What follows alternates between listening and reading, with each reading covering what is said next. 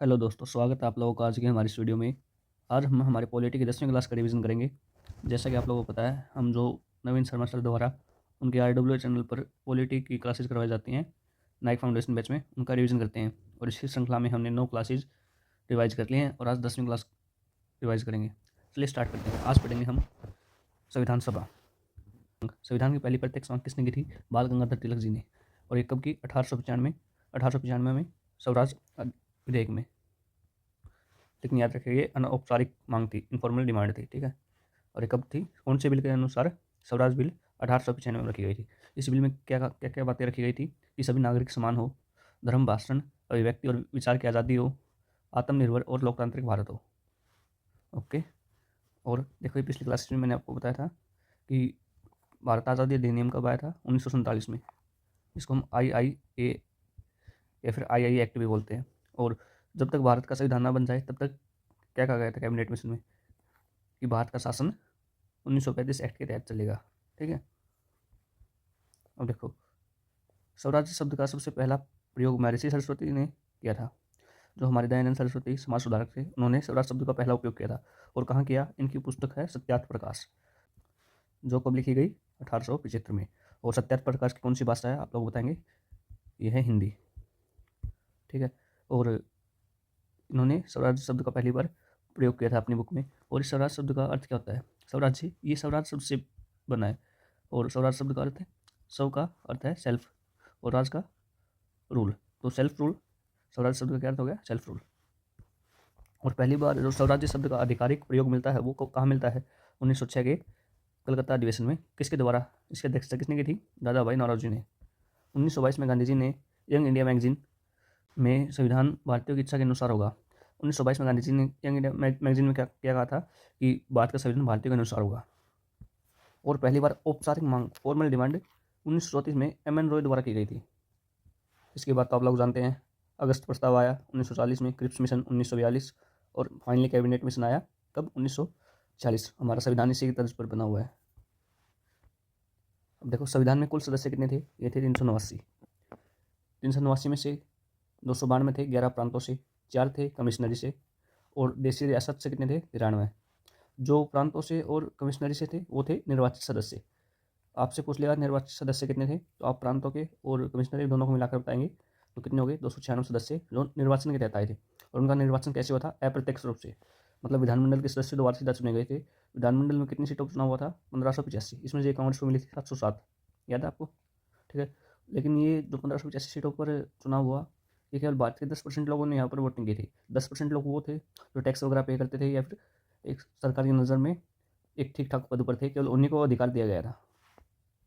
फिर संविधान सभा के लिए चुनाव हुआ, उसमें 292 सीटों पर हुआ, जिसमें से 208 सीटें कांग्रेस को मिली, मुस्लिम लीग को मिली 73, और अन्य को मिली 15, 8 निर्दलीय को मिली और 60 छोटी पार्टी को।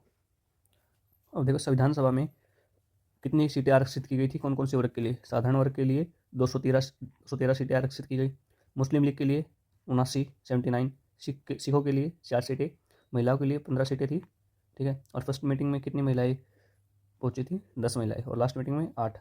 और हमारे संविधान पर साइन मिलता है, उसमें कितनी महिलाओं का साइन है? 8 महिलाओं का।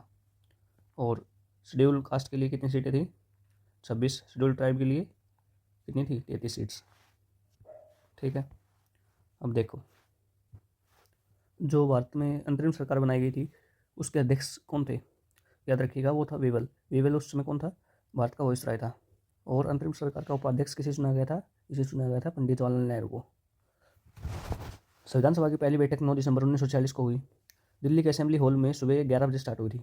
याद रखिएगा कब हुई? 9 दिसंबर 1946। और कहाँ हुई? दिल्ली के असेंबली हॉल में सुबह 11 बजे। लेकिन इससे पहले एक बात और याद रखिएगा कि 6 दिसंबर 1946 को एक फैसला आया कि अगर दो देश हैं अलग अलग हैं तो उनका संविधान अलग अलग होगा। और इसी कारण आप देखिएगा मुस्लिम लीग ने इसे आगे बहिष्कार भी किया। तो चलिए देखते हैं। तो पहली बैठक हुई, उसमें 207 सदस्यों ने भाग लिया। मुस्लिम लीग ने इसको बहिष्कार किया, इसको बॉयकॉट किया। मुस्लिम लीग एक अलग देश की डिमांड कर रहे थे और ये चाहते थे कि हमारा एक अलग संविधान हो, तो इसलिए इन्होंने स्टार्टिंग में बहिष्कार किया। देशी रियासतों ने भाग नहीं लिया, ठीक है। इन्होंने बहिष्कार किया मुस्लिम लीग ने, और देशी रियासतों ने भाग ही नहीं लिया। नेक्स्ट, फ्रांस की परंपरा के आधार पर पहले अस्थायी अध्यक्ष किसको चुना गया था? हमारी संविधान सभा की पहली बैठक के लिए अस्थायी अध्यक्ष के चुना गया था डॉक्टर सच्चिदानंद सिन्हा को, और इन्हें चुनने का सुझाव किसने दिया था? ये था जे.बी. कृपलानी ने। और संविधान सभा की पहली बैठक में भाग लिया 207 सदस्यों ने, लेकिन अगर पूछ ले किसके पहले सत्र में कितने लोग आए थे तो बोलेंगे 211, क्योंकि सत्र 2-4 दिन, मतलब एक दिन नहीं होता था, कुछ दिन चलता था, तो उसमें 207 तो भाग लिया था, 4 लोग बाद में भी आए थे। और जो मुस्लिम लीग ने इसका बहिष्कार किया था उसको बनाने की जिम्मेदारी किसे दी गई थी? बी एन राव को, क्योंकि बी एन राव मोहम्मद अली जिन्ना के करीबी दोस्त हुआ करते थे। आगे चर्चिल ने इस संविधान सभा की जो पहली बैठक है उसमें एक टिप्पणी की थी कि ये एक ऐसा विवाह है जिसकी दुल्हन गायब है। ठीक है, अब देखते हैं दूसरी बैठक 2 ही दिन बाद हुई, 11 दिसंबर 1946 को। इसमें स्थायी अध्यक्ष बनाया गया डॉक्टर राजेंद्र प्रसाद को, और पहली बैठक में अस्थायी किसे बनाया गया? सच्चिदानंद सिन्हा को। सेकंड बैठक में स्थायी अध्यक्ष किसे बनाया गया? राजेंद्र प्रसाद को। और इसका उपाध्यक्ष निर्वाचित रूप से किसे चुना गया? ये एच सी मुखर्जी को। और उपाध्यक्ष मनोनीत किसे किया गया था? FR या फिर फ्रैंक एंथोनी को। ओके, और इस सभा के सलाहकार कौन बनाए गए? ये बनाए गए बी एन राव, जिन्हें मुस्लिम लीग को बनाने की जिम्मेदारी दी गई थी। इनका पूरा नाम है वेनेगल नरसिंह राव। इसके 2 दिन बाद क्या हुई? तीसरी बैठक, तब 13 दिसंबर 1946 को। इसमें जवाहरलाल नेहरू के द्वारा उद्देश्य प्रस्ताव पेश किया गया, और इस उद्देश्य प्रस्ताव का समर्थन किसने किया? सबसे पहले पुरुषोत्तम दास टंडन जी ने। ठीक है, इस उद्देश्य प्रस्ताव में 8 आर्टिकल थे, और यही उद्देशिका का आधार बना। जो उद्देश्य प्रस्ताव तीसरी मीटिंग में पेश किया गया था, ये उद्देशिका जो हमारी प्रस्तावना है, प्रेम्बल है, उसका आधार बना। और इस उद्देशिका प्रस्ताव को सबसे पहले स्वीकृति कब मिली? 22 जनवरी 1947 को पेश किया गया। 13 दिसंबर 1946 को स्वीकृति कब मिली? ये मिली 22 जनवरी 1947 को।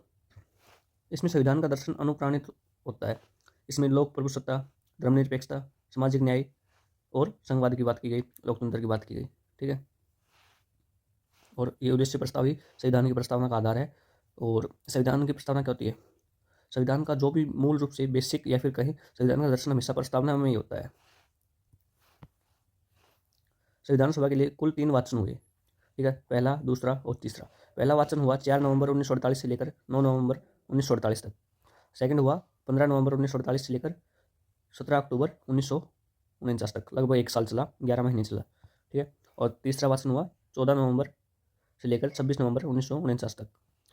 सबसे छोटा वाचन पूछ ले तो केवल जो 5 दिन चला था, 5 या 6 दिन, वो कौन सा था? पहला। और सबसे बड़ा दूसरा वाचन जो चला लगभग 11 महीने। तीसरा वाचन कब समाप्त हो गया? 14 नवंबर को स्टार्ट होकर 26 नवंबर 1949 को। और 26 नवंबर 1949 को हमारा संविधान बनकर भी तैयार हो गया था। 26 नवंबर को हम किस रूप में मनाते हैं? कानून दिवस या विधि दिवस, और इसे हम संविधान दिवस भी बोलते हैं। संविधान दिवस पूछ ले कब बनाया जाएगा, तो आप बताएंगे 26 नवंबर।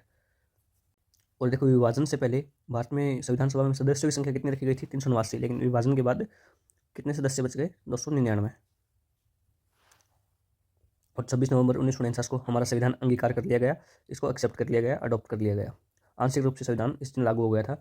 और जिस दिन आंशिक रूप से लागू हुआ 26 नवंबर 1949 को, इसमें कितने आर्टिकल थे? इसमें टोटल आर्टिकल थे 16। जो नेहरू जी ने उद्देश्य का प्रस्ताव रखा था उसमें आर्टिकल थे कितने? 8। और इसमें जब लागू हुआ आंशिक रूप से, पूरी तरह से लागू नहीं हुआ था, मतलब आंशिक रूप से हुआ था, तो इसमें कितने आर्टिकल थे? 16। 16 आर्टिकल कौन कौन से थे? आर्टिकल 5, 6, 7, 8, 9, आर्टिकल 60, 324, 366, 367, 379, 380, 388, 391, 392, 393 और 394, ये 16 आर्टिकल थे। अब आपसे पूछ लेगी संविधान सभा की अंतिम बैठक कब हुई थी, तो ये हुई थी 24 जनवरी 1950 को। ठीक है, संविधान जिस दिन पूर्ण रूप से लागू हुआ था उससे 2 दिन पहले। और इस दिन हमारे राष्ट्रगान को आधिकारिक तौर पर मान्यता मिल गई। हमारा राष्ट्रगान कौन सा है? जनगण मन। किसने लिखा इसको? रविंद्रनाथ टैगोर ने, बांग्ला भाषा में। और पहली बार कब गाया गया था? ये 27 दिसंबर 1911 को कलकत्ता अधिवेशन में गाया गया था। इसको गाने का टाइम कितना है? इसको 52 सेकंड।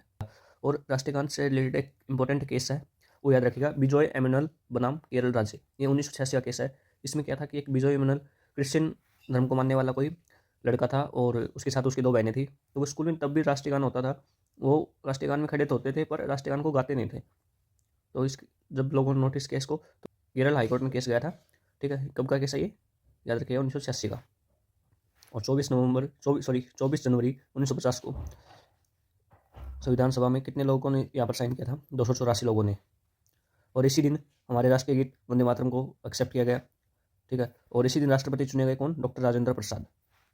हमारा राष्ट्रीय गीत कौन सा है? वंदे मातरम। इसको किसने लिखा? बंकिम चंद्र चटर्जी ने। कलकत्ता अधिवेशन में पहली बार गाया गया था कब? 1896 में। और इसको गाने का टाइम कितना होता है 65 सेकंड या 1 मिनट 5 सेकंड। ये किस भाषा में है? बांग्ला और संस्कृत दोनों भाषाओं में है। अब देखो संविधान बनने में कितना समय लगा? 2 साल 11 महीने 18 दिन, लगभग 3 साल। और कुल खर्च कितना हुआ? 63,96,729 रुपये। इसकी मूल प्रति कौन सी भाषा में है? ये है हिंदी और इंग्लिश में, ठीक है। और इसमें कॉपी है वो किस भाषा में है? Hindi and English. और इसमें कुल सत्र कितने सेशन हुए? इसमें हुए 11 सेशंस, याद रखिएगा। और कुल बैठक हुई 166, 166। अब संविधान सभा में 15 महिलाएं थी। उनमें से कुछ महिलाओं को आपको याद रखना है कौन कौन थी। एक थी दक्षिण वेलायुधन, ये एकमात्र दलित महिला थी। बेगम एजाज रसूल, एकमात्र महिला मुस्लिम, एकमात्र मुस्लिम महिला पूछ ली संविधान सभा में तो कौन थी? बेगम एजाज रसूल। तीसरी थी विजय लक्ष्मी पंडित, ये जवाहरलाल नेहरू की बहन थी और ये यूएन महासभा की पहली अध्यक्ष थी, ठीक है। जो यूएन महासभा है उसकी पहली महिला अध्यक्ष कौन हुई है? तो वो हुई है विजय लक्ष्मी पंडित।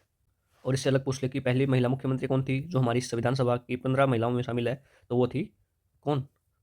वो थी सुचेता कृपलानी, जो यूपी की मुख्यमंत्री बनी। इसके बाद पूछ ले कि पहली वो महिला कौन थी जो राज्यपाल बनी थी और हमारी संविधान सभा में भी शामिल थी? तो वो थी डॉक्टर सरोजनी नायडू। और तीसरी महिला जो कैबिनेट में कोई भी मंत्री बनी हो तो वो थी राजकुमारी अमृता कौर, वो क्या थी? स्वास्थ्य मंत्री बनी थी, ओके। और एक नाम मुझे याद रखिएगा आप, दुर्गाबाई देशमुख, ये आंध्र महिला सभा की संस्थापिका थी